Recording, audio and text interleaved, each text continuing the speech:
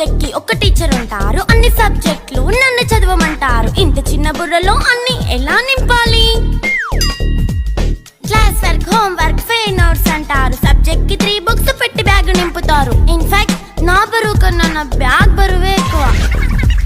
క్వశ్చన్లు, ఆన్సర్లు, సర్ప్రైజ్ టెస్టులు అన్ని దాటుకొని మళ్ళీ స్కూల్ వ్యాన్ ఎక్కేసి అమ్మయ్య ఇక ఇంటికి వచ్చేసామనుకుంటే మార్క్స్ తక్కువ వస్తే చెయ్యాలి అసైన్మెంట్. రిపోర్ట్ కార్డ్ చూపిస్తే ఇంట్లో ఉన్న పనిష్మెంట్. హోమ్ వర్క్ చేయమంటూ మమ్మీ చంపుతుంటుంది. ట్యూషన్ టైం అయిందని డాడీ తరుముతుంటాడు. డాన్స్ క్లాస్ కి వెళ్ళమని తాతయ్య తిడతాడు. స్నాక్స్ తిని వెళ్ళమని నాన్నమ్మ ఆపుతుంది. ఇక అన్నీ అయిపోయాక కాసేపు టీవీ చూద్దామంటే మమ్మీ ఎంట్రీ ఇచ్చింది. బెడ్ యొక్క మంది చిన్న నాప్ తీసేలోపు తెల్లారిపోయింది.